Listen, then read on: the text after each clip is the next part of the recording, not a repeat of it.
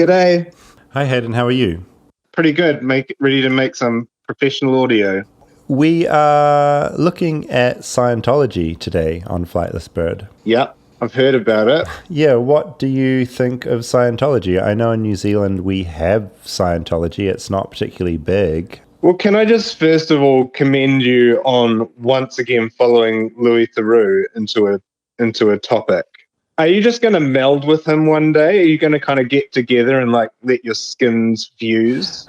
I feel I need to jump in because a lot of Americans madly don't know who Louis Theroux is. He's my British counterpart. He was doing what I do much better and a long time before I was. And he made an entire documentary about Scientology. So yes, I am merely following, as per usual, in his footsteps. Okay, well, I'll stop negging you. The first thing that I think about when I think about Scientology is how on like New Year's Eve and various times you would neg me when I was still like sympathetic to Christianity, but maybe not really into it as much. But you would say it's just the same as any other religion. It's just newer. You know, they've started these legends and it's sort of grown out of that. And it's just that we can see the origins of it that makes it less mystical and more stupid. Yes. And I've probably grown quite a bit more sympathetic. Like, I hate to say this, but I think you might have been slightly onto something there. Wow. And then you say, oh no, but they do wild stuff, like you just follow people around LA and stalk them and imprison them and stuff. But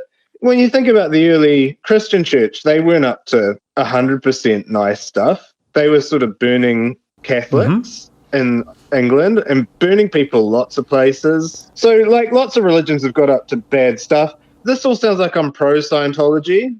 I'm quite anti-Scientology. Do you think Scientology is a religion or a cult? Oh, it's right on the border, but it's sort of like if a cult endures enough, then it becomes a religion, right? The early Christians were cultish. They got fed to the lions and stuff for being weird. So yeah, I'd say cult for sure, and it has lots of culty aspects in that it has the mind control and all that sort of stuff, and they're like a parody of religion to show us how silly it is. They're just like, we're going to start a new religion. It's almost like a sketch that someone has made up. I'm David Farrier, a New Zealander accidentally marooned in America, and I want to figure out what makes this country tick. And what Hayden was saying just now about Scientology being a parody of religion, he's sort of right. L. Ron Hubbard, the creator of Scientology, is quoted as saying, if a man really wants to make $1 million, the best way would be to start his own religion. And off he went. Now, ever since we started this podcast, I've wanted to do an episode on Scientology. Put simply, in my mind, it's one of the most American things of American things. A religion dreamt up by an American for Americans, paid for by, in part, the American taxpayer, and exported in all its horrible glory to the rest of the planet. In New Zealand, before I got stranded here in America, I lived about a 10-minute walk from New Zealand's main church of Scientology. It was in this really grand old building, but in New Zealand it struggled. New Zealanders can be a really cynical bunch, and from what I could tell, the New Zealand church was mostly just an empty building staffed by members they had flown in from Australia. Now here I am in America, and again, weirdly, I find myself living about 10 minutes from a giant church of Scientology. This one is doing a lot better than the one in New Zealand, or at least I assume it is. In the giant blue building, the one I know from watching Going Clear, The Prison of Belief, the amazing, terrifying documentary made about the cult 10 years ago. Cult? Did I say cult? Church! They call it a church here in America. And with all that buzzing around in my head, I figured it's time to do, finally, an episode on Scientology. So get out your copy of Dianetics, get hooked up to that e-meter, and prepare to ascend the bridge to total freedom, because this is the Scientology episode.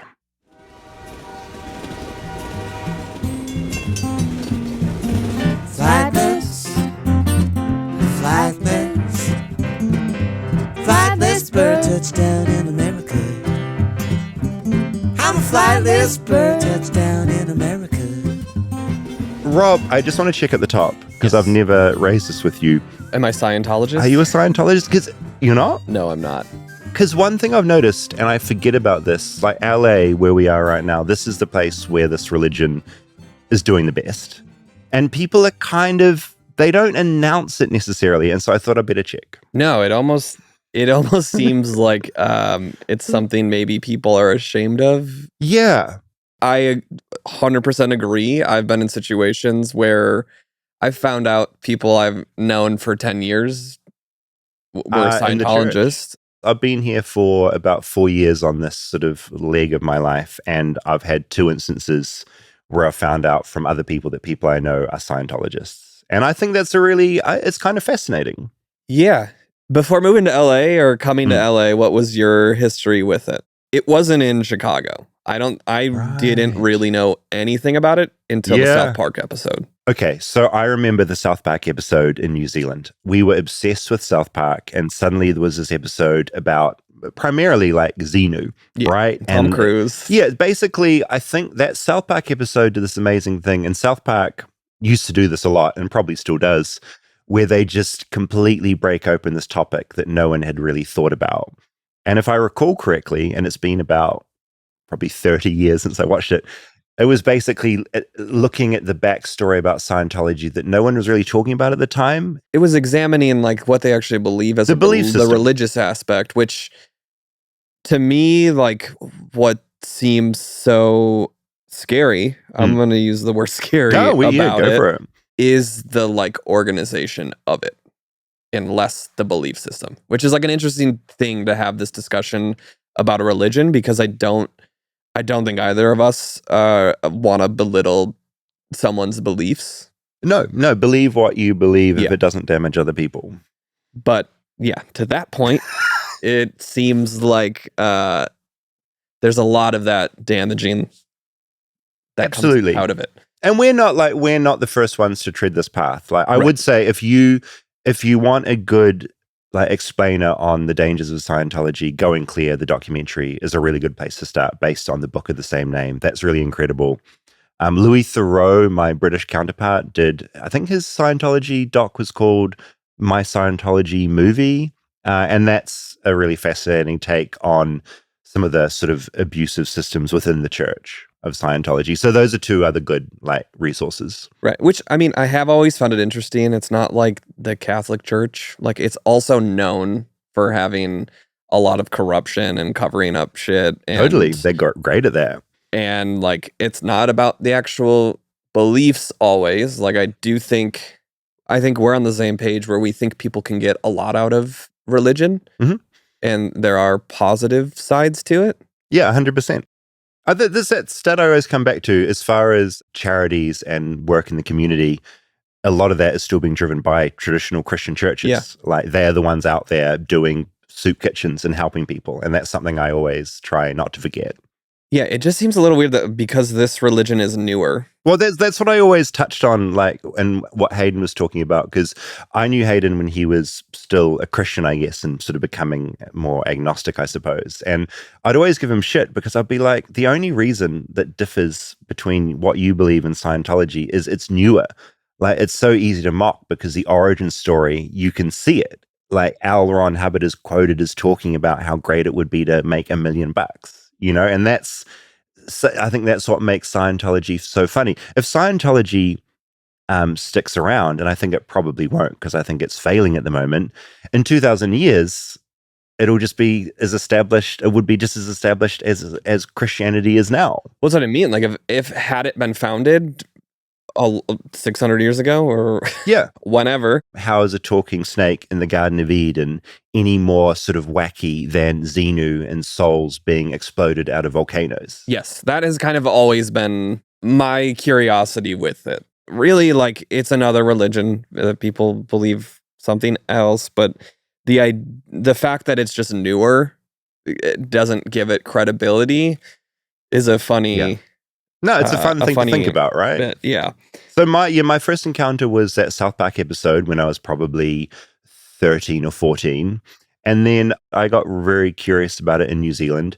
I joined the church for a month to write about it back when I was doing journalism in New Zealand. There is a New Zealand chapter? We have Scientology in New Zealand. Okay. Yeah, so we have this big, grand building. I lived down the road from it, but we didn't have many members. So it was like, it You're looked saying cool. we, David. Or We so are are you? still- I didn't ask you. Are you a Scientologist, David? I was for a month. I was no longer. You joined to write about it, not, Or you were interested in the religion. Not at all. You were a No. believer in I know. I knew it was the bullshit. religion. So I paid them. I think it was about $250 just to get an initial course paper.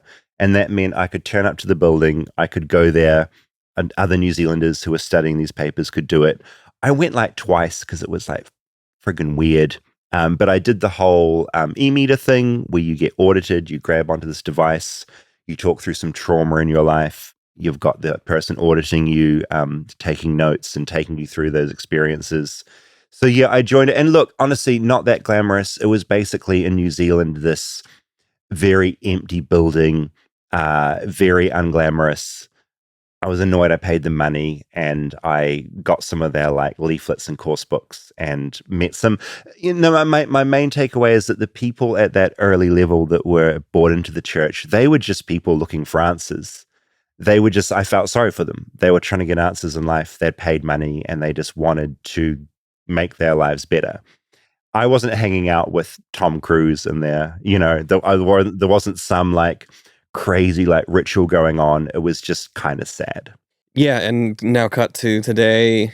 You live in the middle. Like it's crazy. If you don't know, In the doc, I go and visit the main kind of spaces that Scientology exists in here. they're all really close to us in Los Feliz. Like So close.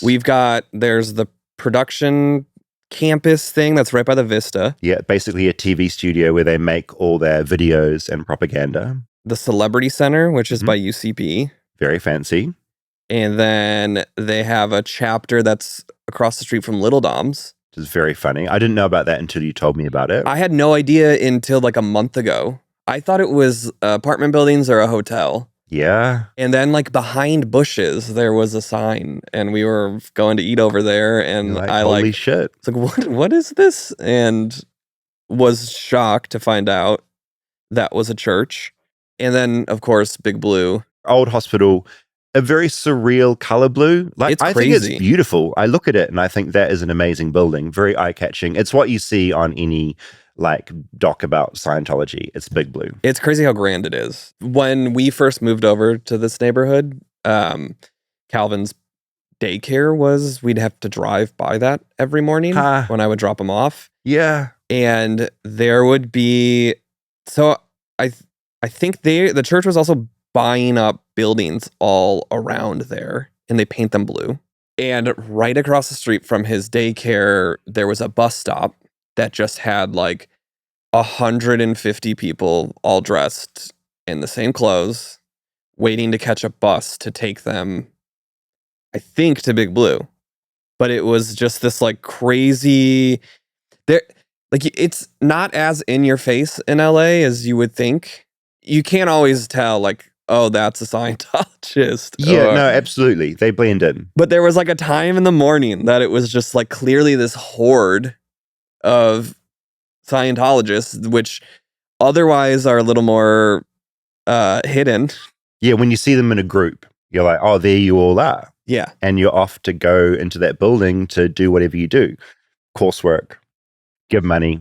And there's so much like secrecy around it, it feels like. It's one thing that it's just like this religion that is around the city and prominent here, but it's also because they probably didn't let you in there. Spoiler alert, they did not let me in there. No.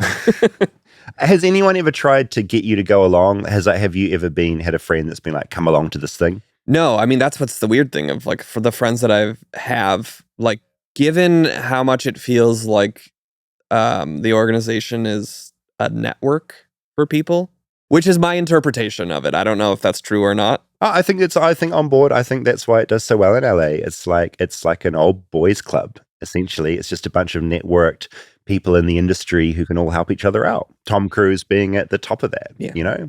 And that's an ongoing fight I have. I love Tom Cruise. I've seen every Mission Impossible movie. I think he's an amazing actor.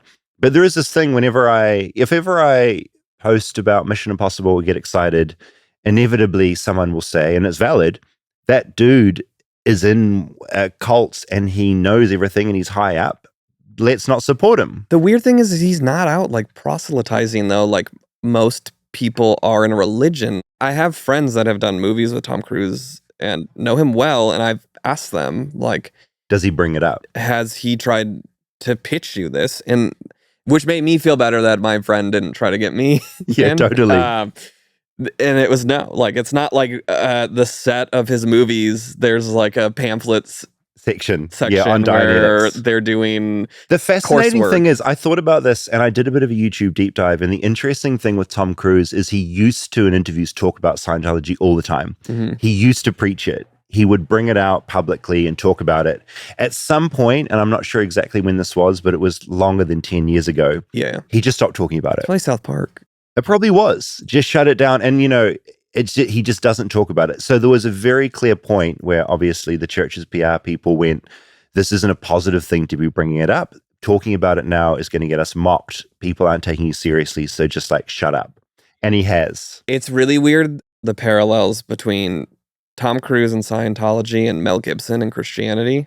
But I think he's done some like racist stuff and horrific. And yeah, like I remember that drunken, like really anti-Semitic, like Jewish rant he went on. Like he's not a great guy. But they're both like these figureheads, these like giant celebrities. Yeah. That have this pushed other heavily into these religions at some point. Completely. And like both of those, they seem to have different trajectories. I wonder if have they ever been in a movie together, Mel Gibson and Tom Cruise? I feel like they haven't. Probably not. I'd love to see them in a room together. That would be kind of amazing. We could get them to debate religion. Oh my God, I would listen to that podcast. I would too. Those two, Catholicism or Scientology. Like, what is the correct path? I want to do some boring admin quickly. Yes. Before I forget, we've got live shows coming up in Denver and Chicago. July 3rd in Denver at Cervantes Masterpiece Ballroom. What a beautiful name. And July 10th in my hometown, Chicago at Park West. Ticket details at flightlessbirdpod.com. We'd love to see you there. And I know I say this a lot, but if you have any great insights into those cities or little amazing things you want us to look into, please email me, flightlessbirdchat@gmail.com. Would love to hear from you. And if you have any beautiful taxidermy that you know, any taxidermists. You know what we should do? There was this period in Chicago where they were putting these big porcelain cows everywhere. We had that in New Zealand. Yeah. They were doing that in Chicago. They were all over. That? They were themed cows. Yeah. If anyone has a cow that they can bring to Park West for that would be amazing. Also, I need to look into this now. I'm sure it's like very beautiful, worthy art, probably for an amazing cause. We had that in New Zealand for a while, the painted cow. I don't know if it was pre-social media. It wasn't there for the viral hit. I mean, it might have been, where it was like, go to all these cows and get your picture in front of them, but not posting them on Instagram because Instagram wasn't a big thing yet. I feel like I need to look into this now and find out what the hell it was, because now I remember that very specifically.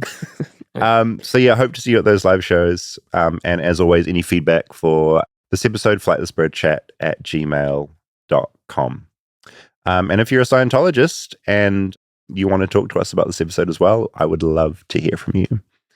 Should we get into the doc? Let's do it. Chapter 1. Celine makes a friend. Hello, my darling Celine. Call me as soon as you can. This is a voicemail my friend Celine got from an older woman she'd met in LA a few weeks earlier. Where did you meet this woman? I was actually going to get coffee with my neighbor, and we were driving, and I see a sign that says yard sale, and there's a parking right in front, so we're like, let's pull over. We go to the yard sale. She's very interested in us. She's talking to me the whole time. She's like, oh, you're so beautiful. You're so sweet. At the time, Celine was going through some rough relationship stuff. She'd really been going through it, which is when this sweet older woman presented herself. She's like, I'm just telling you the same things I would tell my daughter. And she pulls me into the house with her, and she has this book. There's a scale of faces with emotions. She's like, when you're happy, which one are you? And she says, I think you're this one, and it's the one that's the most happy. And she's like, but right now you're here, and it's the one that's the most sad. And I was like, yeah, I think you're right. Celine liked this lady. I mean, you heard her voice. She's likable. She reminded me of my grandma or something. I'm dying to talk to you. Sure, I'm glad you called. The two women were playing phone tag because back at that yard sale, the woman had told Celine she wanted to help her. She gives me a card, and she's I guess a massage therapist too, but she's like, I also do mental health clarity or something. She's like, just call me and we can just talk as like friends and I'll help you. And she's like, I'm going to do this for you for free. I'll give you therapy for free. What a kind offer in LA. And I'm like, that's insane. This is perfect timing for everything that I'm going through. Look, Celine's smart. She survived some pretty crazy stuff in LA, but she had her guard down on this occasion. And this whole time, she noticed the woman wouldn't tell her what the book was called, the book with the faces. And then other things started to seem a bit weird too. She wants to set me up with another girl as a friend. She's like, I think you'll really like this girl. I think she's going to do the therapy too. And then says that she had gotten 5 other girls that day. That's a weird thing to hear. Yeah, which I was like, what do you mean? What do you mean? 5 other girls? What? I know. But then she's like, you're the best of them all, though. Like, none of them are like you, which I'm like, okay, thank God. Thank God I'm still special. At what point did you clock that this was Scientology? So I was like, if she's not going to tell me what this fucking book is, like, I'm going to dig deep into my memory. Was it Dianetics? Mm-hmm. Yeah. So, and then it was a Ron L. Hubbard book. And then I was like, hold on. And then I Googled book with a sliding scale of faces, and it was another Ron L. Hubbard book. And I was like, oh, fuck. The book was called The Emotional Tone Scale. It was released in 1994, and it's on Amazon for $5. She's having her assistant message me. I was like, what kind of therapy is this? And he was like, hold on. And he stopped responding. But then a week later, he sent me this big email that had a big summary of like, what is Dianetics? That email from the woman's so-called assistant confirmed what Celine already knew. Yes, this whole thing was just Scientology.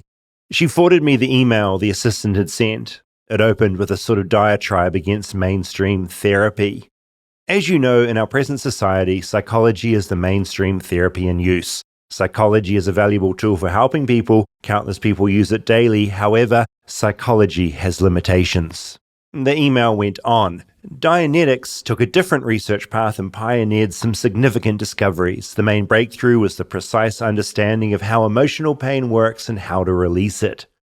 The rest of the email is pretty funny when you know it's a cult writing it. We live in an era of incredible misinformation. Any meaningful field worth pursuing today has its fair share of misinformation. Many individuals have reported experiencing faster results with Dianetics compared to traditional psychology. The widespread lack of awareness about Dianetics is a direct result of persistent misinformation campaigns aimed at discrediting it. In this day and age, true knowledge is precious, but misinformation masquerading as knowledge can be pretty dangerous. You get the idea. I feel like Celine is probably like so many people that brush up against Scientology, that almost engage with it, but catch on and jump ship. Celine was actually the reason I decided to do this episode. I'd sort of forgotten about Scientology, even though it was right in front of me. Literally, I walk or drive past most days. So one day last month, I decided to curate my own little tour of Scientology, LA style. Chapter 2. My trip to Scientology. Okay, so it's early afternoon on a Monday. I've just parked up in Hollywood. It's loud, it's kind of smelly. Drove past some pretty iconic LA spots, the ArcLight Theatre, Amoeba Music, and I'm walking towards my first stop on this Scientology tour, which is something called the Museum of Psychiatry. And I think the subtitle is something like An Industry of Death, which is quite a weird thing to have sitting in the middle of Hollywood. So yeah, I guess we'll go inside and see what it's all about. The building is big, hard to miss. And as I walk in, I'm struck by the fact that I appear to be the only member of the public in here. In front of me, it's a big reception desk with 2 smiling Scientologists waiting to greet me. I'm holding my recording kit and big microphone in my hands. Hey, how are you? Good. We're good. How are you doing? Good. I'm from New Zealand. I'm making a podcast about American culture. So I'm just curious what this place is. Well, that's a great question. We're a mental health watchdog organization, and we have a museum on psychiatry and psychiatric abuse. Okay. I'll have to hold your is that a microphone? Recorder. Yeah. A recorder. Yeah, we don't allow any filming or video inside. Okay. It's just audio only? Is that okay if it's just audio? I'm not completely sure, but just to be safe, we can hold it. In case you missed that, they said if I go on a tour of the museum, I can't take my recording gear inside. We say that this is the other side of the textbook on mental health, as it takes you through the history of abuse. How long have you guys been here for? Well, the organization 1969, right, and the museum 2005. We're a working organization, you could say. Okay. So yeah, what we do is I'll invite you to sign in. This is quite funny to me. At no point did they say we are Scientology.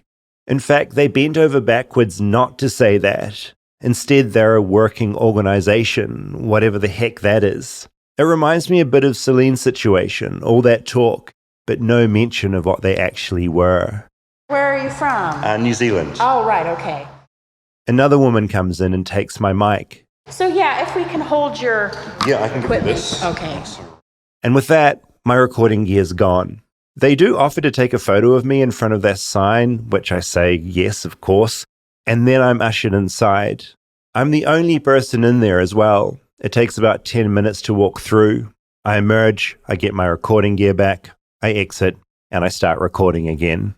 The two people at the front desk, overly friendly, very, very friendly, and wouldn't stop talking. So she made me turn my audio recorder off and hand it over to her for safekeeping, wouldn't let me keep it with me. I popped the memory card before I handed it over, because I didn't particularly want them having that. And yeah, the inside of it was something.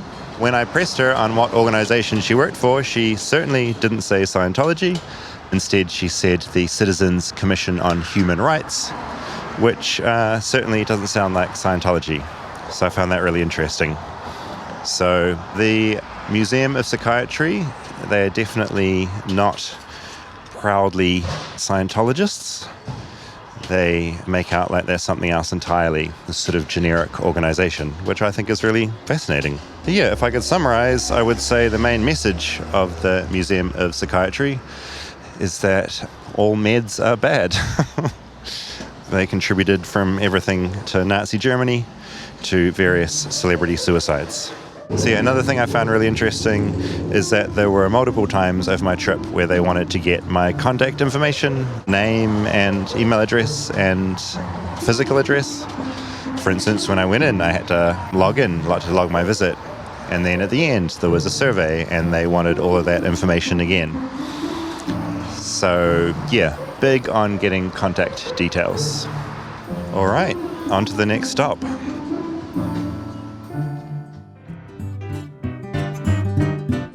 Stay tuned for more Flightless Bird. We'll be right back after a word from our sponsors. Support for Flightless Bird comes from Quince. Now, I'm not a big trends guy. I can attest to that. But look, I am big on clothes that feel good and that last, and that's why I keep going back to Quince. Their lightweight layers and high-quality staples have become my everyday essentials. With the seasons changing right now, too, and all the travel we have coming up, updating our wardrobes so that we look nice for these live shows and aren't wearing the same thing that we've been wearing day after day. Also, Quince only works with factories that use safe, ethical, and responsible manufacturing practices and use premium fabrics and finishes. I really like that. They also work directly with top artisans, and they cut out the middleman, so Quince gives you luxury pieces without the markups. Yeah, it's pretty much half the cost of similar brands, which is our favorite part. We use Quince, and you should too. So stick to the staples that last with elevated essentials from Quince. Go to quince.com/bird for free shipping on your order and 365-day returns. That's QUINCE.com/bird to get free shipping and 365-day returns. Quince.com/bird. Support for Flightless Bird comes from Helix. Now, Helix has been with us for a long time now, and that's because when we started this podcast, they came on board as a sponsor. I got a Helix mattress, and I have been having great sleeps ever since. I love my Helix mattress. You know about this, Rob. I rant about it. Yeah, you came to America with a terrible back, got your Helix mattress, and I feel like you've complained so much less about your back. Oh, yeah, and I love complaining. Like, I really do. I really do appreciate this mattress. I got a Midnight Luxe. I went online. I took the quiz. I got matched with the type of mattress that would match my sleep preferences and my entire way of sleeping, which is back and side. And I've never looked back. For our listeners, Helix Sleep is offering 20% off site-wide if they go to helixsleep.com/bird. That's helixsleep.com/bird for 20% off site-wide. And yeah, make sure you enter our show name after checkout so they know that we sent you. helixsleep.com/bird.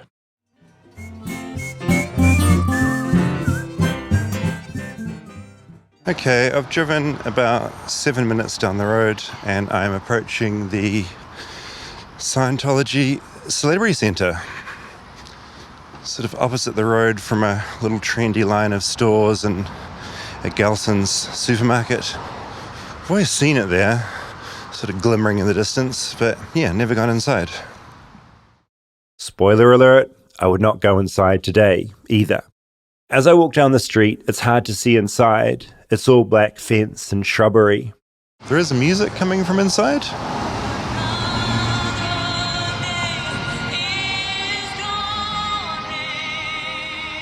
As you can hear, the Celebrity Centre is playing Barbra Streisand from speakers that are behind the fence pointing out towards the street. Oh, so that's kind of blasting from inside the garden, speakers outside through the fence. Not quite sure why. It's just to kind of grab your attention as you walk past, I don't know. And of course, there's a leaf blower in there. Of course, Scientologists blow leaves. As I walk past the leaf blower and around to one of the main gates, it's clear I'm not getting inside today. There's a big sign outside that says Church of Scientology, Religious Services in Progress. So I guess that's why everything is locked at the moment. I wonder if that's what Memories was for, so I can't hear what's going on inside. There's a big gate, and you can't see through it because it's got some sort of temporary fake foliage up across the back of it. I can see some black boots under it. I guess they're security guards or church members or cult members, whatever you want to call them, hanging out. Because I'm here already, I take a walk around the block. I mean, it is a very grand building. You can see it popping up over the fence. It's a big, glorious old chateau-looking thing. And yeah, security cameras just everywhere on the block. So yeah, you're being watched the entire time. But also, I guess that is just modern life, not just Scientology. Although, holy heck, there are a lot of cameras.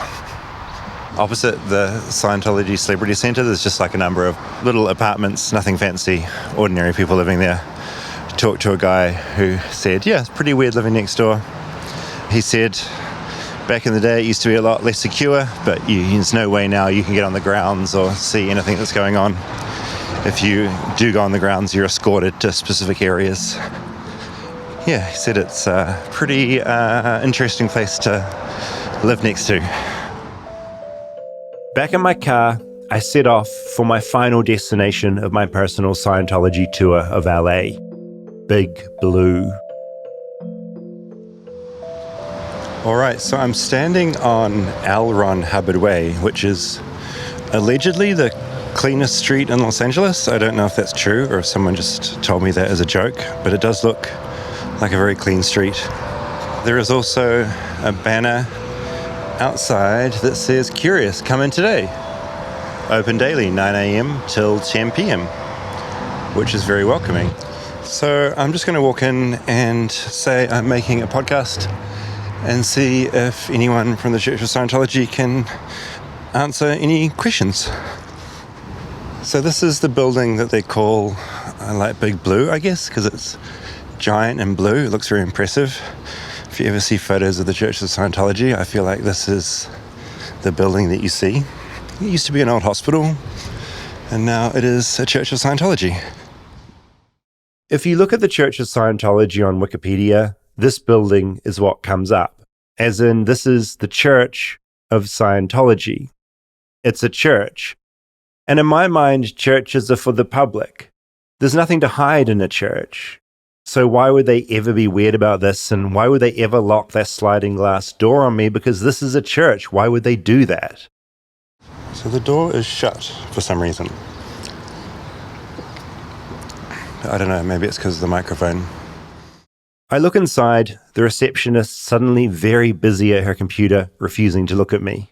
At the moment, they're just ignoring me. Not very welcoming. I guess, what am I wearing? I don't look threatening. I have pink shorts and a t-shirt. And Crocs on.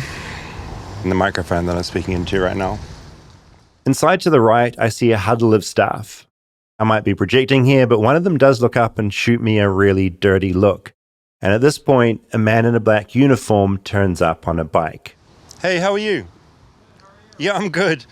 I'm David. I make a podcast about American culture called Flightless Bird. Okay. And I'm just wondering if someone from the church could talk to me about the church or, what you're doing here. You're welcome to check online and contact the media relations guys. Contact the media relations guys online? If you go to Scientology.org. Okay, Scientology.org. Link on there, the email address. You're welcome to reach out to them that way. Okay, cool. Do you guys give interviews often, or how common is it? I'm not sure, honestly. Not sure? I don't deal with that aspect. Okay. I'm not totally sure on that. All right. But you're more than welcome to go on there and email them and get in touch with them. Okay, email them there. But can't go inside with a microphone or recording device at all. Door locked. Okay. In short, I'm not allowed inside and have been urged to check out their website and contact their media team if I want to talk to them. Which, by the way, I did.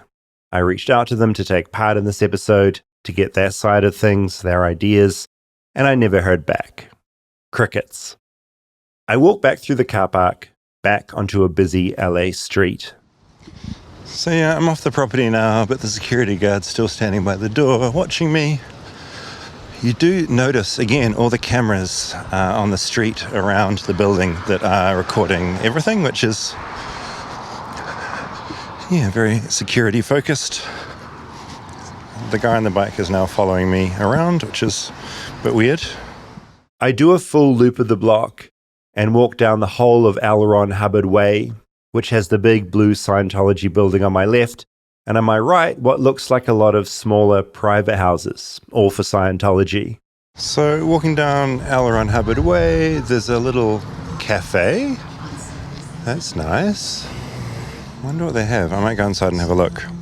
As I go to walk inside the cafe, the guy on the bike stops me. I hadn't even clocked he was there, let alone that close to me. All right, so as I tried to go into the cafe, I was approached by the man on the bike who said his name was Dylan. And he said, I cannot use the cafe unless I am a practitioner of Scientology. So he said I should go to the website and have a look. He wanted my name. They always want your name, don't they? And I said, I'm David. Shook his hand, went on my way. So I'm now emerging on the other end of Ron L. Hubbard Way. No cafe treats for me. Yeah, and I would say since I arrived, there are now more security guards than when I got here. Just on every corner, looking at me as I walk along. And that was my mini tour of LA Scientology complete. It's strange just having all this so close to where I live. And say what you want about religion and church in general, I'm pretty skeptical about all of it. But Scientology is certainly the cagiest I've ever encountered. People, including myself, have been known to call them a cult. And today, I was kind of reminded why. Chapter 3: How They Get You. I wanted to talk to someone who, like Celine, had been wooed by Scientology as an adult, but instead of running, had joined up. And so I found myself back outside Scientology HQ in LA, back outside Big Blue, across the street and up a bit so I didn't attract their attention. This time I'm here to meet Ben, not his real name, who joined the cult for a few years. Ben was originally from San Diego, but moved to Los Angeles in 2006 when he was 17. He had just dropped out of school and was, in his own words, searching. He had a friend who helped get him set up in LA, letting him stay at his parents' house, rent-free, and Ben started hanging out with his friends' friends. I loved all these people. They were like, all of a sudden, were my best friends, and we did everything together. And so I just kind of became curious over the course of a year. You know, you sign up for these courses, you should check it out. And I was like, I'm okay, like I'm good. Church freaks me out, and groups of people coming together, paying to do shit freaks me out. But time goes on, these people are like, you know, they're not weird, they're my friends, and they're happy, and so let's check this out. And so I just eventually just started doing introductory courses. Introductory courses at the Church of Scientology. How long are you doing it before I imagine you get a flicker of this is either quite expensive or this is weird? To be honest with you, the whole time I'm doing it, I'm like, well, if this is so good, why the fuck does it cost so much money? Why do I have to keep paying? The whole basis of it is to help the world, to clear the world of the reactive mind. The reactive mind is the part of your mind that reacts to situations without thinking. So the thought behind it is like, if you fell on the ground when you were a kid and scraped your knee, and a car is driving by, and maybe that car is playing a certain song, all those elements of that experience get stored in the reactive mind. And so if they come up in the future, it triggers the trauma. So like, say you're at a birthday party and that song that was playing in that car comes on, and all of a sudden your knee is feeling weird, and you're wondering like, or you're like, I want to get out of here, and you don't know why. That's the idea of the reactive mind. And am I right in thinking that's a lot of what auditing is, which is where you grab that sort of e-meter? It's going through bad experiences in your life and kind of like clearing them out, like an unusual form of therapy. Yeah, it is. And a lot of it, it's so weird because a lot of it, I'm like, whoa, this really helped me. As far as auditing goes, yeah, the idea of auditing is to go through the whole of your reactive mind and smash all of those moments, which are called engrams. Did you smash quite a few of yours? I smashed a lot of engrams, yeah. Congratulations. Yeah, thank you, yeah. And how much money do you reckon you sunk in? I probably spent $50,000. Holy shit. Yeah. Oh, so yeah, this wasn't $1,000 or $5,000. This was a big hit. A majority of that money was borrowed from a friend who had a lot of money. Eventually, he didn't want to keep requesting money from that friend, even though that friend did have a lot of it. Things were getting weird. And for Ben, the nail in the coffin was when his girlfriend got involved. At first, it was his idea for her to go to the church. Then he saw how this idea was actually a bad idea. But I had a girlfriend at the time who was like, you know, you should get some auditing, like it might help with your anxiety. You're trying to bring her in. Yeah, I did get some relief from this. Maybe it could help. So I called them.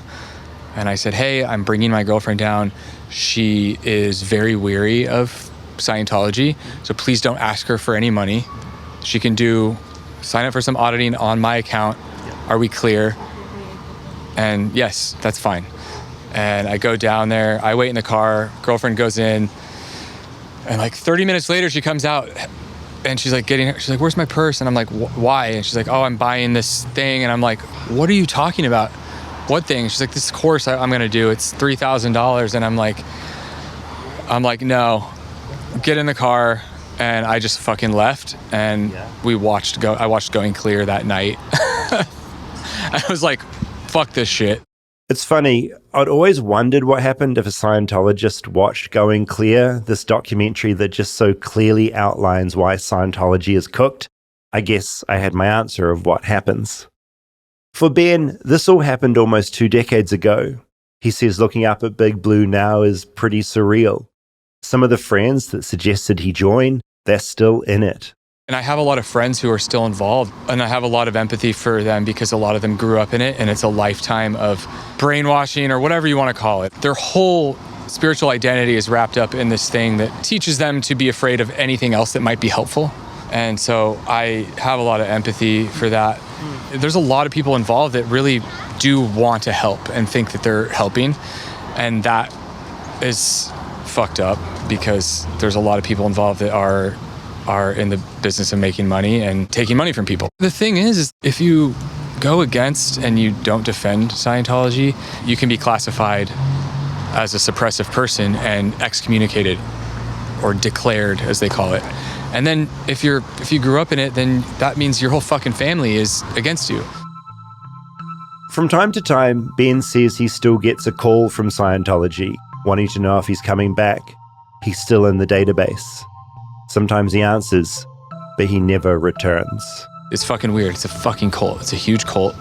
But at the same time, it's part of my experience here in LA. And like, it's fine now. You know, I get to say that, yeah, I've been in there. I saw what goes on in there. And like, I'm fine, you know, like I'm fine. I luckily didn't have the familial ties to it, which made it a lot easier for me to get out. Thank God, you know what I mean? Chapter 4, Born This Way. So far, I'd met Ben and Celine who'd encountered Scientology later in life. But what happens when your introduction to Scientology comes early, like when you're a kid? Mike is a 48-year-old helicopter pilot with the US Army, who's recently hit 21 active years of service. He tells me he served in 5 combat zones, 2 in Iraq and 3 in Afghanistan, and is currently training new pilots. But before that, he had this whole other life as a Scientologist. He escaped when he was 27, back when he was a member of Scientology's Sea Org. The Sea Org is almost like a group of the most dedicated Scientologists that sign the billion-year contracts. You mentioned very casually a billion-year contract. What is that? So this is Sea Org members, when they join the organization, they sign a contract, which this is not legally enforceable because of how absolutely crazy it is. But it's almost the same as a member of the clergy in another religion dedicating their life to service of the organization. Mike was introduced to Scientology when he was 7 years old. Like most 7-year-olds, he didn't have much choice about anything in his life. And so when his mother got divorced from his dad and joined Scientology, well, Mike joined with her. She thought she was getting into a church group that would be a good place to raise her son. And quickly what happened is I was separated from her. We lived separately most of the time. She ended up at their confidential base that's out in Gilman Hot Springs over on the other side of Riverside County, him at San Jacinto area. They have a huge film studio and their international bases out there. She was working there while I was basically living communally with other kids in LA County by myself all week long. And this was the same for about 80 other kids whose parents were also up at that secret base. It's strange. I always just imagine Scientologists as adults. I suppose it's because the public faces are just that. John Travolta, Tom Cruise, Elizabeth Moss. But of course there are kids. That's when they can really get their hooks in. The kids were referred to as cadets. We were being trained in Scientology as our main schooling. We weren't getting a normal education, and we're just studying Hubbard. And then they're trying to pretend we're like little military children, you know, not to be too over the top, but it probably was a lot like Hitler Youth in that you're being indoctrinated and trained from such a young age to do nothing but be a Sea Org member. That was his life. His 8th birthday, his 9th birthday, before he eventually says he got to see a bit more of his mother. That's what my life consisted of for, you know, those first several years. Eventually, they realized that the senior executives wanted more access to their children who were a 2-hour drive away, and they would only come down to see us for a short time on Saturday night, Sunday morning before they went back to work. So we'd see our parents for like an hour or two a week. And then we would be working and studying, and then they would be doing the same thing up, you know, where they lived in Gilman Hot Springs. So they created kind of a children's ranch. It was sort of like a boarding school. It was an old nun convent that was on the other side of an Indian reservation, the Suburban Indian Reservation in just outside of Hemet and San Jacinto. And they moved us up there, and we were the workforce to renovate these old buildings. They were very old, dilapidated buildings. And I was one of the first aid kids because by the time this happened, I'd spent about 3 years pretty much separated from my mother. And then by the time I was 12, 13 years old, we were then moved up there, which was about a 20-minute drive from their international base. It's like child labor. Oh, this is what is child labor? It was 100% child labor. So we were removing asbestos from buildings, burying it out, in locations on the property, and being used to renovate this school. From there, it was a hop, skip, and a jump to the Sea Org that Mike had mentioned earlier. My mother joined that Sea organization when I was 10 years old, after my parents got divorced. And she brought me out into this thing, and I grew up in it. And it is really... they do not have contact with the rest of the world the way anyone else does. They don't have cell phones. They don't watch the news. They don't have access to normal information. They work 24/7. I mean, they stop to sleep, but literally it's 16-hour days every day. There's not vacations. They're supposed to get time off, but normally that does not happen. They try to control them and get them for cheap labor, and they pay them $50 a week. It's literally indentured servitude that is occurring right in the middle of LA County. As Mike became a teen, he says he started yearning for another life. His mum had brought him here, but he was still aware he had a dad out there somewhere, and he did sense that there was more to this world that he wanted to experience. By the time he was 15, he knew he wanted to leave. Not by escaping, but by just telling the church he wanted to go. Thing is, they don't make it that easy to just leave. I tried to leave on their terms, which means go back and go through their process, which includes a lot of the interrogations on their little machine called an e-meter. It was 18 months of interrogations, separated from the other kids, heavy manual labor, didn't have access to my father. It was very similar to probably what it would be like to be a POW. And I was able to continue to say I wanted to leave. And after about 18 months, I was kind of like the clock was running out on being a kid. And I was at this point 17, going to be turning 18 soon, with no more education than I had before. And after a lot of demands and stress and interrogations, I agreed to stay. Mike resigned himself to staying, doing a variety of jobs at the organization, at one point helping assemble the very same e-meters that we used during his so-called interrogations. Other things kept him there too: friendships, relationships. He ended up getting married when he was 18 to someone 1.5 years younger than him.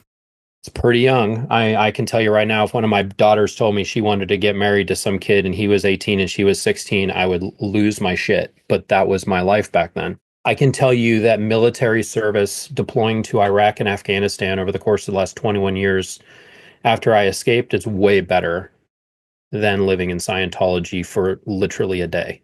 It was horrible there. She got pregnant twice. Both times were forced to have abortions because they are unwilling for children to exist in the organization, because that would be a distraction and it would pull the mother away from work. To me, at least, Scientology sometimes seems a bit like a joke almost. I still think of that South Park episode I watched about Xenu back when I was a teenager. So hearing this kind of stuff from Mike, someone who is there on the inside, it's jarring. Back then, his wife, barely 17, wasn't having a great time in Scientology either. He says at the time, both of them were just too scared to talk to each other about it, about how they really felt. And because if you know about it and you get interrogated, if you don't say something, you're going to get in trouble. They're going to separate you. So it's best that no one talks.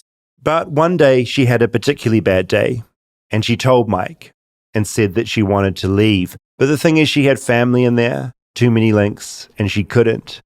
And as hard as it was, that's when Mike knew he had to escape.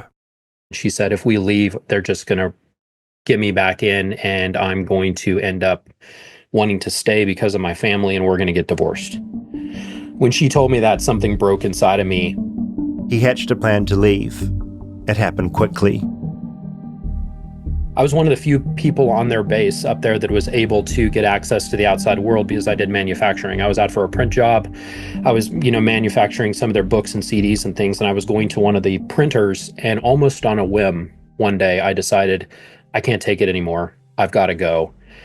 I had nothing more than a joint credit card that we had with probably a $500 credit limit, and my Oakley sunglasses, and just not much else. And I went to Ontario Airport in California and got on a one-way flight to Denver to hopefully reconnect with my father, and left without even talking to him.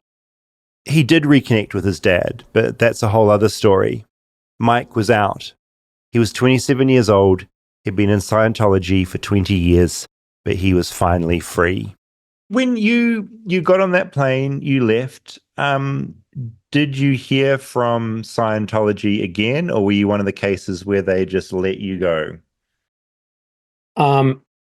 They tried to get me to come back, but they did not pursue me. I was somebody that they trusted as one of their, almost like when they would deputize people in their security force to go and look for people that did depart and blow without authorization. I was part of those recovery teams. Huh. So I was on the bad end of this stuff for multiple years before. And they knew that I knew how to take care of this stuff, and they kind of just let me go. That's not to say there weren't sacrifices at the time. The church have their own kind of revenge, and I'm reminded why it's so hard to leave.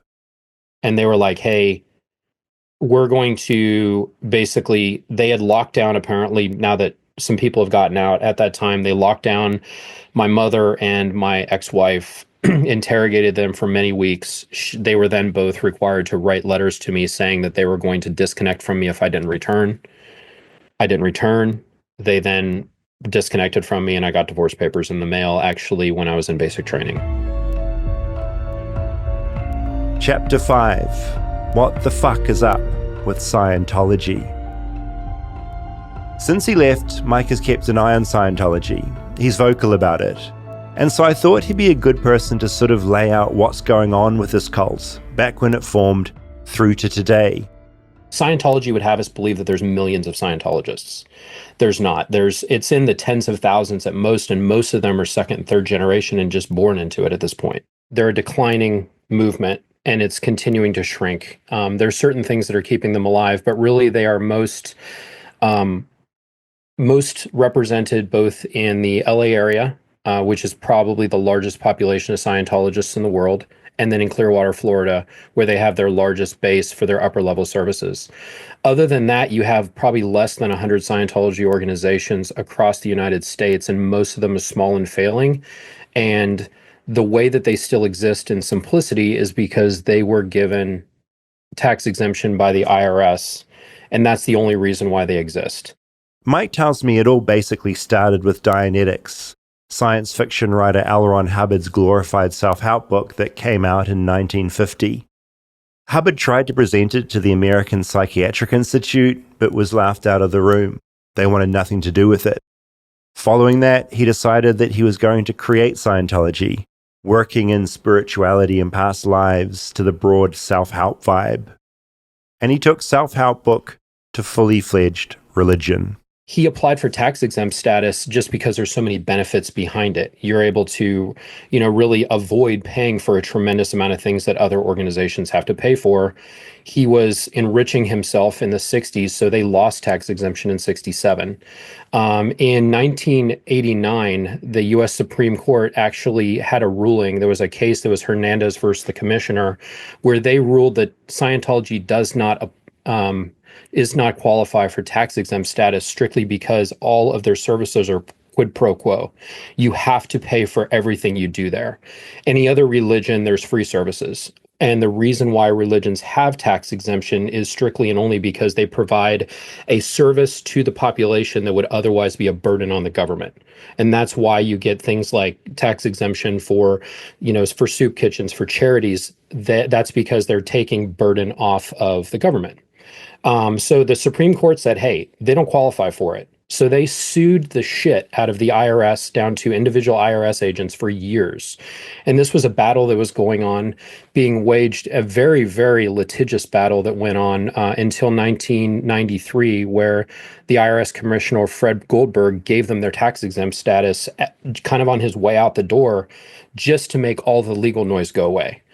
So in our country, as ridiculous as this sounds, and it sounds ridiculous to me as a U.S. service member who has, agreed to support and defend the Constitution of the United States, our First Amendment rights come from recognition of something as a religion, and the metric to do that is the Internal Revenue Service. I told Mike about some of the stuff that I'd encountered so far. My friend Celine being approached by a woman who refused to say she was a Scientologist. Hello, my darling Celine. And the Museum of Psychology also refusing to say they were a Scientology thing, the big blue building locking me out. I wondered if Scientology felt the walls were moving in somehow. There's also a growing protest culture with people outside of these organizations saying, hey, it's a cult, stay out of it, especially in the LA area. They've been shut down a lot of times. And that's because in its core, Scientology isn't even honest with the entry-level Scientologist in terms of what its belief system is consisting of at the highest levels, and what the actual investment is going to be, both personally, familially, and just economically long-term. It's going to completely absorb you. So at this lowest level, they're actually targeting, disadvantaged populations, immigrants, people from third world countries that don't have a better life, and actually trafficking them into work in their organizations in order to give them an opportunity that they think is amazing, and then indoctrinate them to be part of the cult. Stay tuned for more Flightless Bird. We'll be right back after a word from our sponsors. Support for Flightless Bird comes from Spot and Tango. Ever since we started this podcast, Rob, I have wanted to advertise some kind of pet food because I love pets. This is also weirdly the first time in my life I haven't had a pet, so I always come around to your house and love scratching your little dog on the head. Yeah, I did notice when you did this ad by yourself, you called Huxley a he. So no. Huxley is really? a she. Huxley's a she. I'm so sorry, Huxley. And we treat Huxley almost as another child, which led us to switch to Spot and Tango's Unkibble, which has been a total upgrade for Huxley. She eats it up like it's her favorite thing in the world. Unkibble is made with 100% whole, fresh ingredients, like real USDA meats, fruits, and veggies, but it's 40% less expensive than frozen food. Plus, there's no more guessing how much to feed your dog. Spot and Tango creates a custom plan based on your dog's age, weight, breed, and activity level. And they create a pre-measured scoop so you get it right every single time. Yeah, Huxley's a little Shih Tzu, so she has a lot of energy. She's still pretty young. And since switching to Spot and Tango, we've seen she's been much more excited for her meals. We've actually had to get her a device that makes her eat it slower because she wants to gobble it up so fast. So upgrade your pet's bowl with Spot and Tango Unkibble. For a limited time, go to spotandtango.com/bird and use code BIRD to get 50% off your first order. That's spotandtango.com/bird, code BIRD to get 50% off your first order. spotandtango.com/bird, code BIRD.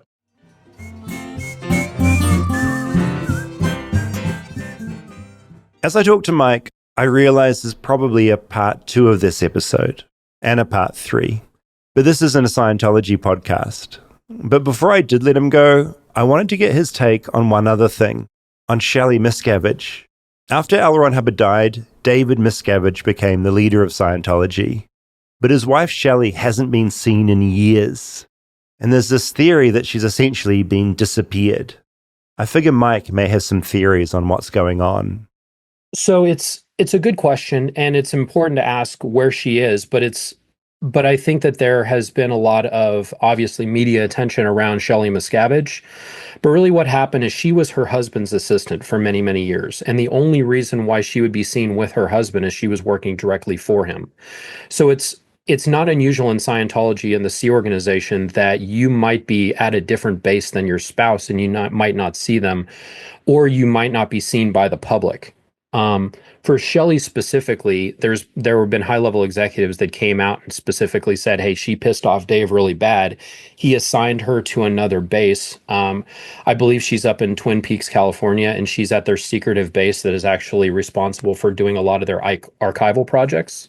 They do similar to the Mormon religion where they archive everything so that and imagine this, if you were, in a post-apocalyptic era, the only thing that they could find was the Mormon vault and Scientology vault with all of Hubbard's teachings. Like, they're making them literally like atom bomb proof with all of his rambling writings inside of them so that they could exist in an age that, like, man ceased to exist. Imagine that. The nukes go off, and all we have left are the teachings of those two religions. Nothing remaining but Mormons, Scientologists, and cockroaches. What a world. Something I'm curious about in putting this episode together. There's always a lot of talk about being sued by the Church of Scientology. And I'm curious what your take of, A, you being sued for saying outspoken things, which would be potentially defamatory against the church, and also me saying things in this episode. How is Scientology in suing these days? Zero risk. This is why. Scientology right now has a bunch of protections that it makes all of their members sign, which are basically arbitration agreements that say if you have a beef with us for civil cases, you cannot sue us. It has to go to Scientology's internal arbitration, which is a total kangaroo court and completely made up. It doesn't exist, but because they are signed and that they're a religion, the courts can't really analyze these arbitration agreements. So nothing happens from the civil perspective on lawsuits. And if you got sued, that would be a civil suit against you. As soon as Scientology tried to sue somebody, they did this in one of their former executives that started speaking out. She started telling the truth. This was a lady named Debbie Cook. She started basically giving testimony, and it opens up Scientology discovery in both directions, both by the defense and the prosecution. They cannot stand up to that. So the biggest gift you could possibly have, David, is if Scientology sued you, because then you could just get a defense attorney that would ask Scientology questions with the person that they were suing her. They ended up settling with her just to get her to shut up after they sued her. So Scientology hasn't actually sued anybody in years. They try to pretend like they're big and bad. They hire private investigators. They harass people. They've harassed us. I couldn't care less. I'll film them. I'll put them on the internet. If any show is concerned about being sued by Scientology, like Scientology, to win that, they would actually have to prove that what you're saying is false. And there is just an ever-growing mountain of evidence that would put them 100% out of business if they even tried it. Mike is now married to a woman who's never been in a cult. They have 3 girls, Ariella, and twins, Emmeline and Gracelyn. Mike says he's proud that he was able to turn his entire life around. From and I quote, a total hell on earth as an uneducated, indentured servant in a UFO cult, to 2 decades in the military with a family and a boring old mortgage. His final message about Scientology, it's really simple. And after his own experience in it, incredibly measured. So I just want people that are getting involved in Scientology to know, educate yourself. If you want to be involved in something that is a little bit self-help guru, a little bit new age spirituality, kind of some Freudian talk therapy, a little alien space cult, put a little pinch of Buddhism in there, wrap it up in some good old-fashioned communism, and then sell it to you in the most capitalistic way possible, just know that there's some side effects. It's highly addictive. It'll make you feel euphoric a little bit, but you're going to have social isolation, family disconnection, loss of ability to think for yourself, personal time's gone, financial hardship, cognitive dissonance, sunken cost fallacy, depression. So those are your side effects may include. I'm just saying, like, it's a big investment. If you're man enough, go ahead and hit it up. As he's talking, I just keep thinking about Celine and all the other people out there right now brushing up against this so-called religion. People who have no idea what's waiting for them just around the corner. Hello, my darling Celine. Call me. Bye. Have a wonderful day and wonderful thinking. We will do beautiful things together. Bye, Celine.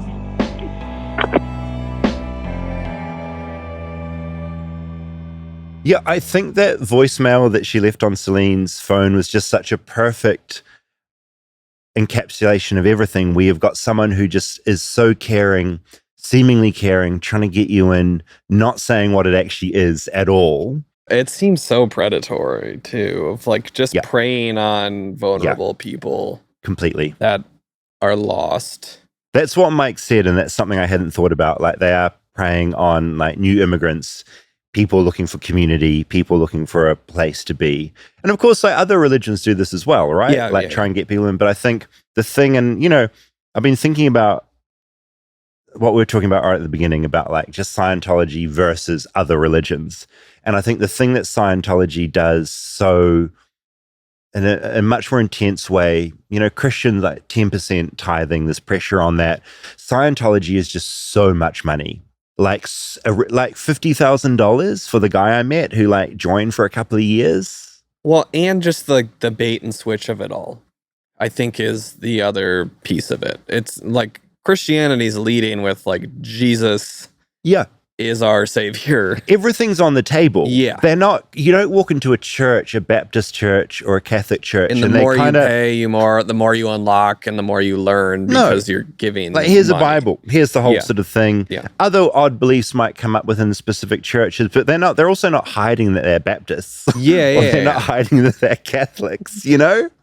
I mean, like, that is particularly wild to me. And also, obviously, what Mike was talking about, and something I forget about, is just how damaging it is. Like, the systems they have in place to isolate you from your family and to, you know, what they do to kids in the organization and the workload they put on them. It's insanity. And it's incredible that it is the IRS is on board with this place at the moment. Like, just that because they were annoyed by them.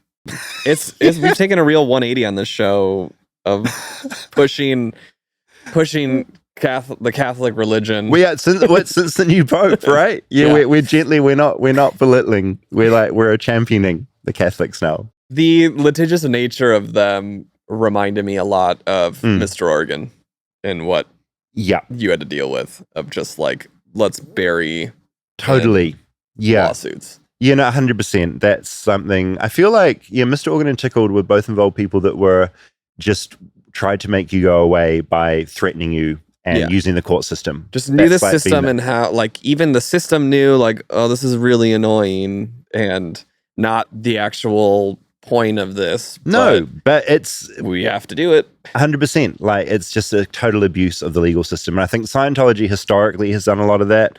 They have backed away a lot from that now, just because I think there's so much information out about them, and the stuff they want to hide, it's not worth bringing into the public court system, you know, where those things can be revealed to the public. Yeah, that was interesting. The other thing that I found kind of fascinating is just they are a dying organization. Yeah. Like, I think here in LA, they're so majestic. That building, the Celebrity Center. The production studio has the like glowing logo on the antenna that, like, at night you can see that, and it's just got this like blue glow. It looks, I mean, God, it looks like a cult, doesn't it? Yeah, that logo looks like a cult. No, it really does. Not helping them. Yeah. But like the outside appearance, and same in New Zealand, they bought this, it used to be a beautiful old art school. It's now like just empty, but has a Scientology logo on it. It presents as being the successful thing, but membership is dropping. Fortunately, knowledge is spreading, and they're losing new members with money. I do remember the Super Bowl before last. They had a Super Bowl commercial. I think the last 2 years they did. For Scientology, which seemed crazy. I remember texting friends back home because I was like, this can't be nationwide that they're playing this. Like, this has only got to be local to LA. And it was everywhere. It was everywhere. Which is a lot of money they pour in. Yeah. And also, I'd love to see the stats of how many new signups they get, because it's a different world to what it was 20 years ago. Like, we've seen the South Park episode. Like, if you have the internet, pretty quickly, you know what's up. And that's the other thing with the guy that I met who had joined up for a few years, had lost $50,000. You know, the thing that pushed him out was they wanted money from his girlfriend. And that's kind of where he went like, oh no, this feels bad. He goes home and watches Going Clear. I would have just loved to have been in the room with him as he's watching that, and just like the scales falling off and just going, oh, holy shit, this was as crazy as I was suspecting. Well, I would imagine there's like a level of denial when that came out, because clearly he knew what that doc was prior to it. Yeah, it was everywhere. And then made the decision not to watch it. It's shame, right? Because it's like people that get dragged into a scam, to acknowledge that it's incorrect. To acknowledge that you've been duped for years and have put money in, right? So you put like walls up.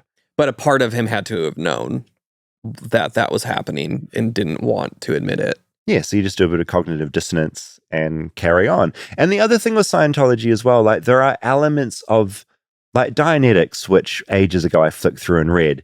It's not completely batshit. Like it is some like simple aspects of therapy of like going through traumatic things and refocusing how you react to those things. It's not insane. Yeah, I mean, I think it's clearly helped people from that aspect. Yeah. I don't think anyone, when they're shitting on Scientology, are necessarily shitting on those beliefs.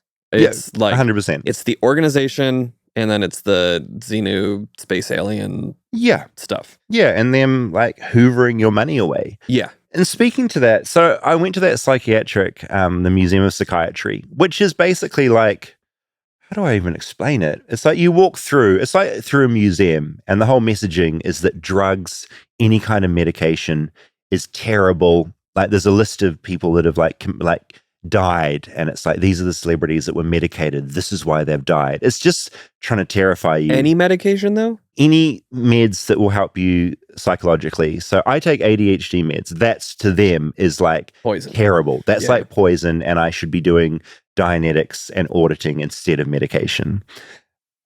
You know, and I wonder if this shit, like this is the stuff that Mike was helping manufacture when he escaped. Yeah. So, because I was just trying to be a curious member of the public with a podcast, I spent $25 there and got this pack, this media pack. Mm-hmm. So I'm going to donate the same amount to like to the Catholic Church, a number of organizations that are not, including I'm going to give some money to like ADHD research or something.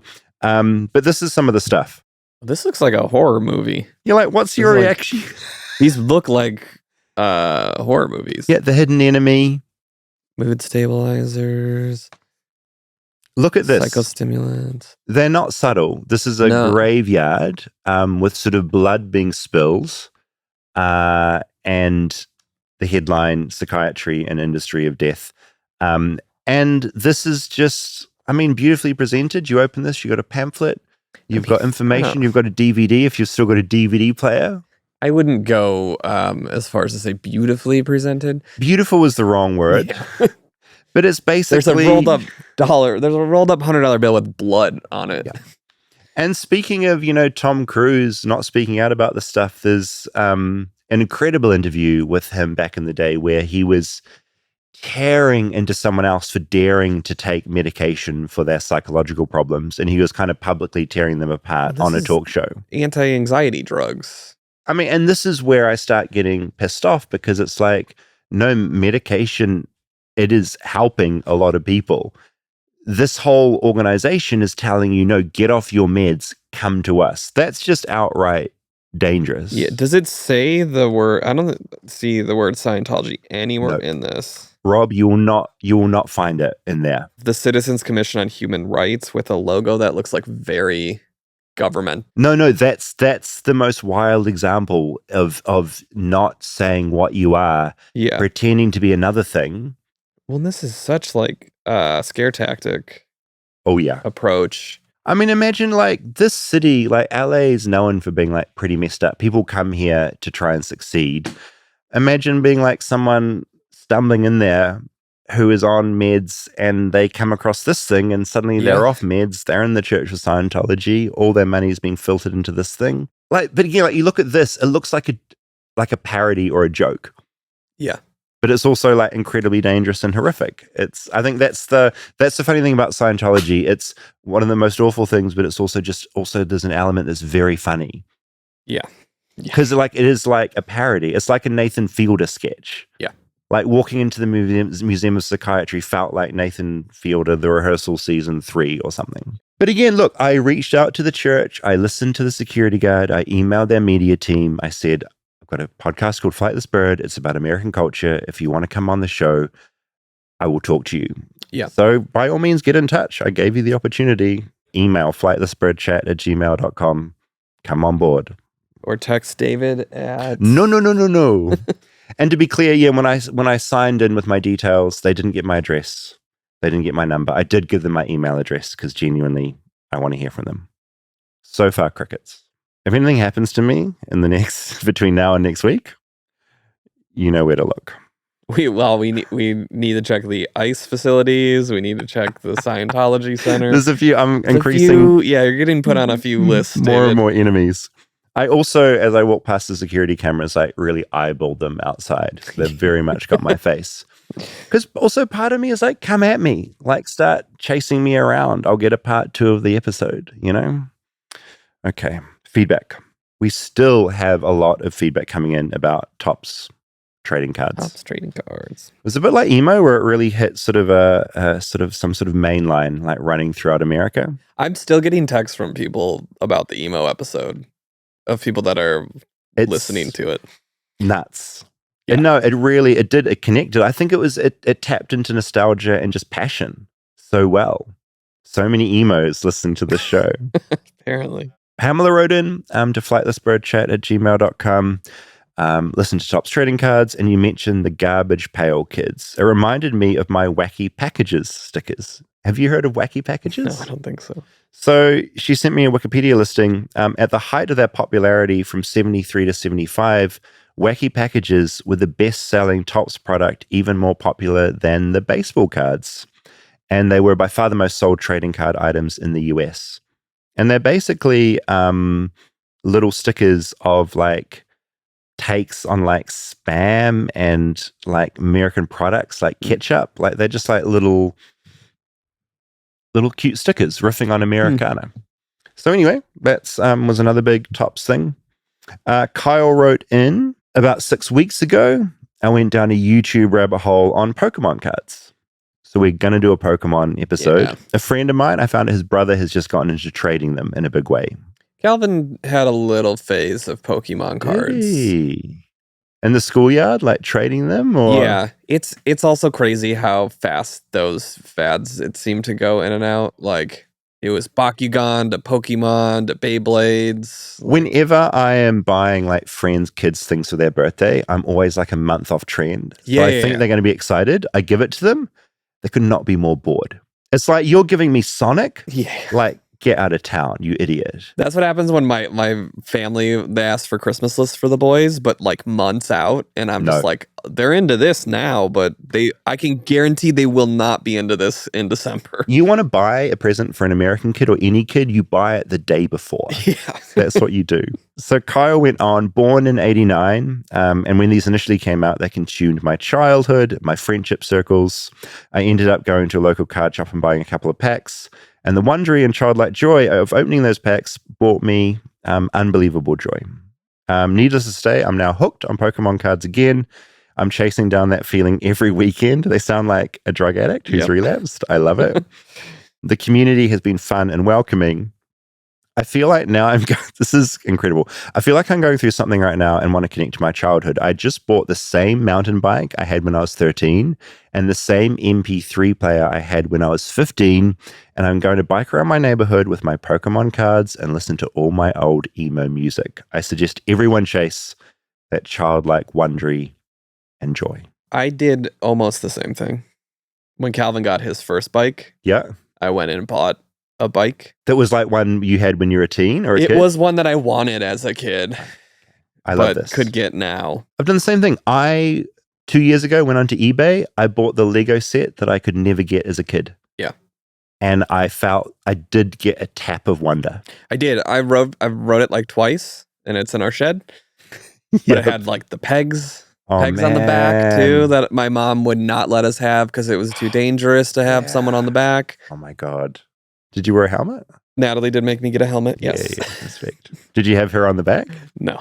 I put Calvin on the back. That must be cool, like have like riding with your kid. I like that. Yeah. The end of Kyle's message takes a dark turn. Uh-oh. I own a small property maintenance company. We're always running leaf blowers, and I find your annoyance very amusing. If you want to chat about why we use them and the benefits, please let me know. Kyle, I will never be contacting you. There are no benefits to leaf blowers. We were almost going to have great talent for the Pokemon episode, but then he brought up leaf blowers. I know, yeah. It's like, get out of town. Belinda wrote in, had friends over a few weeks ago who had never heard of I can never say this, the Menendez brothers. The Menendez brothers. Menendez brothers. But they'd recently been deep diving into the new documentary and the Ryan Murphy series. They mentioned the Mark Jackson trading card with the brothers sitting courtside. My husband disappeared and came back with 3 albums and a shoebox full of basketball cards. We've been together 25 years and I never even knew these existed. They've apparently moved house with us multiple times and have just been kept in a cupboard in his office. Turns out he had the Menendez card. We had a number of listeners, including Mike, send us photos of their cards. Wow. So look in the back there, front courtside. Mark Jackson, I remember this guy. Yeah, there they are. So these were hoops cards, right? This was like an alternate to Topps. Yeah. There they are.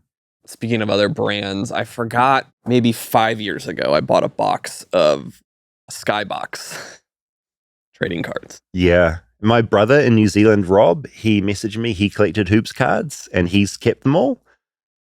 Wild that we keep all the stuff in boxes. We're all hiding stuff. They 25 years married, that couple. She'd never seen these cards. Well, so Topps. Uh-oh. Oh, God. Here. This is for you. Okay. Wow. Speaking Fuck off. of, You got this? It's not Rob! the full collection. I don't think. So Rob texted me about this about a week ago. This is a sealed season 2 collector set of X-Files cards. Not only like each wrapped thing will be sealed, but the whole box is sealed. Whole box is sealed. Rob. I would imagine maybe the whole complete set is not in there. Because I did see listings for the complete set and it was very expensive. Rob, genuinely, this is fucking insane. But it'll start getting you towards second season. This is insane. This is insane. Again, it's Wondery. It's like this cover art and stuff. Yeah. It takes you directly back to that time. You're the best. Just sitting on the end of the bed, looking through. No, it'll be in the bedroom. Oh my God, it's going to be showing off. Get another binder. The question will be whether when I open this and how that's going to what time I do that. Yeah. So when you open them, are you going to put them in order? Absolutely. Oh no, I will. So the cards are numbered.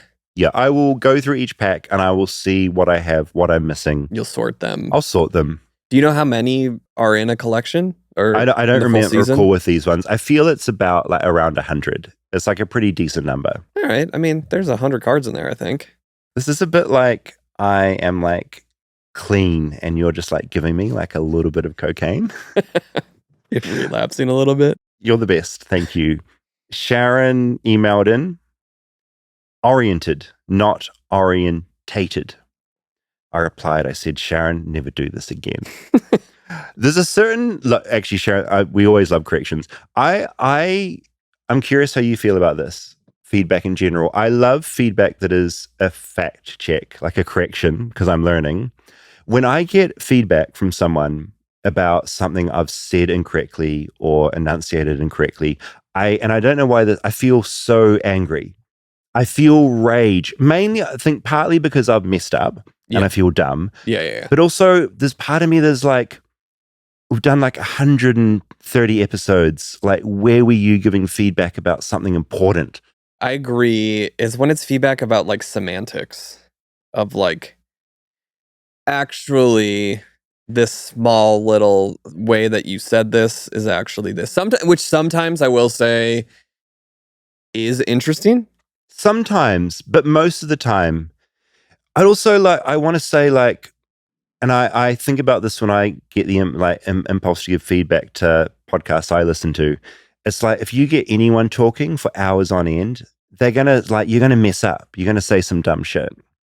I feel I'm roasting Sharon way too much. She meant well this was and everything, and it's because of our own insecurities. But there was one from the Topps trading cards was episode that I saw about. And as I said it in the episode, I knew, but I was like, this isn't worth correcting. What did you say? I said Jackie Robinson was the first black baseball player. Yeah. He was the first black professional baseball player for the MLB. Oh my God.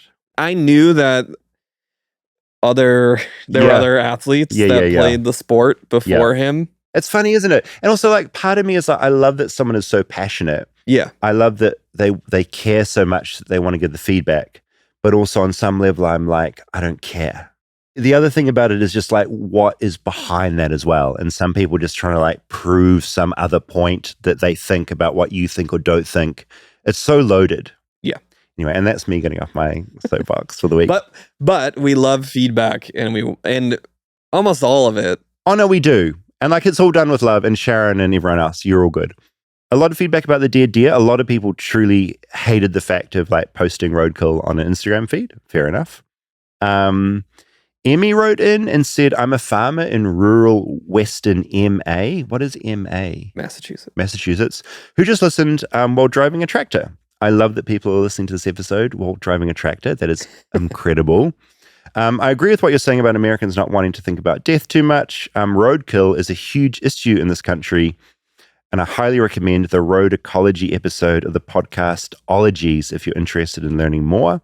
I started counting roadkill after that episode and it was very eye-opening because it's something that most of us have learned to ignore as we pass it by. Unless you listen to our possums episode and now you go and check the pouch of roadkill possums. Any dead adult possum you see, check the pouch. Could be babies in there. Take them to a possum rescue. How do you find the possum rescue? Google it. Google it. The disconnect between people and death is something I think about a lot as a farmer. Some of the people upset about your post might be vegans who think of themselves as absolved or above it all. However, as a vegetable farmer, vegetables aren't really vegan. Lots of animal death involved in vegetable production comes from pest control, habitat destruction, disruption of food chains, and water pollution. I work on a small organic farm, and even organic farmers use organically approved pesticides which impact nearby ecosystems. The best we can do is limit our negative impact on wildlife, but nobody in modern society is above it, so therefore we must face it and think about our own contributions. I just really liked Emmy's thoughts on that. Yeah. And on that same topic, Lindsay wrote in, I live in New Mexico where there are tons of people who hunt regularly, including my family and friends. Sometimes my husband and his friends will get a call from our local police or game warden saying a deer has been hit by a car to come and harvest the meat if they'd like.